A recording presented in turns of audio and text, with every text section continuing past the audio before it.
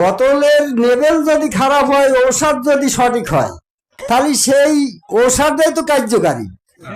তা আজকে আমাদের যদি দাড়ি মোছ গোপে যদি চুলি যদি খারাপও দেখা যায়, তো এই যে আমাদের ভিতর থেকে পবিত্র কোরআন থেকে বিষয়ভিত্তিক যে আলোচনা, সত্যবাণী, এই বাণী করা কিন্তু আসল খাঁটি। তাই আপনারা চেহারা দিকে, লিভাস দিকে বাদ বিচার করবেন না। আপনারা সত্য কথা আমরা বলছি কিনা এটা পবিত্র কোরআন থেকে যাচাই করে নেবেন। যদি কোরআন থেকে যাচাই করে যদি আমরা ভুল বলে থাকি, তাহলে পরে ওই ভুলটা আমাদের ধরিয়ে দেবেন, আমরা সংশোধিত হব। কারণ সেই আমার বন্ধু যে আমার ভুল ধরিয়ে দেয়, সেই আমার প্রকৃতি বন্ধু।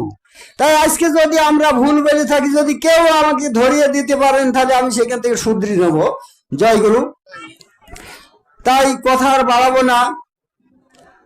কারণ হচ্ছে আমার ভাই বলল যে যে কথা এ যাবৎ ভোর অনেক ওয়াজ, বড় বড় ওয়াজ হয়েছে, বড় বড় বক্তা নিয়ে এসেছেন, হয়তো 2 লাখ 3 লাখ টাকা খরচ হয়েছে সেই মাহফিলে।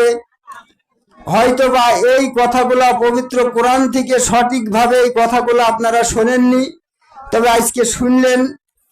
তা আমি বলতে চাচ্ছি, ইতিপূর্বে একটু কথা হলো, আমি 2 মিনিট সময় নেব। সেটা হচ্ছে ইচ্ছা শক্তি। মানে ইচ্ছা শক্তির যে কথাটা হলো, বাদ মানে বিক্রি হওয়া, ও পর্বে কথা হয়েছে। তা আজকে দেখেন পবিত্র কোরআনে সূরা রহমানের 31 নম্বর আয়াত। এই ওয়াজটা, এই কথাটা পূর্বে আপনারা শুনেছেন কিনা তো আমার সন্দেহ, হয়তো কেউ শুনে থাকতে পারেন। বর্তমান পৃথিবীতে সমস্ত কাজকর্ম তো আল্লাহ করাচ্ছে নাকি, এই বিশ্বাসটা আছে? বর্তমান, আমি অতীতের কথা বলিনি, কিন্তু বর্তমান যা কিছু ঘটছে, যা কিছু করাচ্ছে, সমস্ত কিছু আল্লাহ করাচ্ছে তো। এবং আমি যা কিছু করছি এটাও তো আমার আল্লাহই করাচ্ছে, এটাই তো। এই বিশ্বাসটা কিন্তু 95% মানুষের আছে। 5 জন মানুষ ব্যতিক্রম আছে। এই 95% মানুষের বুঝে এই পাকা ঘরটা আল্লাহ আমার করাইছে, এই 2টো গরু কিনেছে আল্লাহ আমার কিনাইছে, তাই না?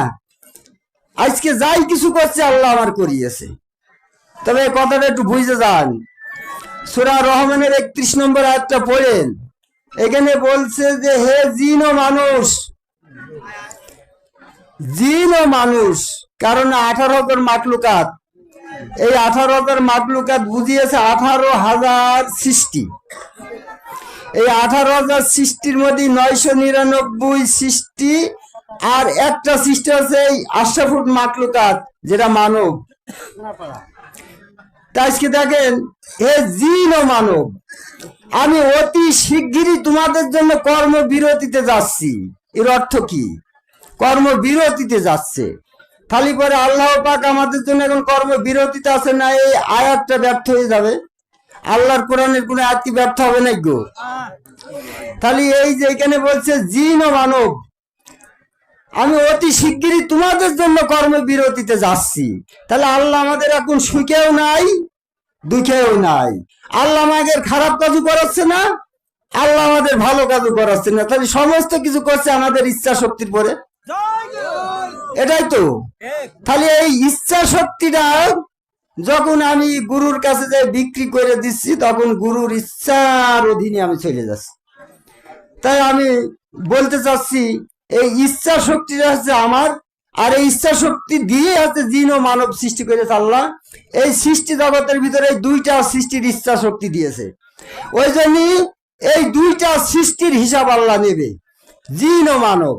তাহলে এই মানব আর জিনের হচ্ছে ইচ্ছা শক্তি দিয়ে আল্লাহ তৈরি করেছে। কারণ এই ইচ্ছা শক্তির পরে আমরা পাপ করি, এই ইচ্ছা শক্তির পরে আমরা পুণ্য করি। তো যাই হোক, আমি সকলের প্রতি আন্তরিক শুভেচ্ছা জানিয়ে, ভালোবাসা জানিয়ে আমি আমার বক্তব্য এখানে শেষ করছি, যেহেতু রাত অনেক হয়ে গিয়েছে।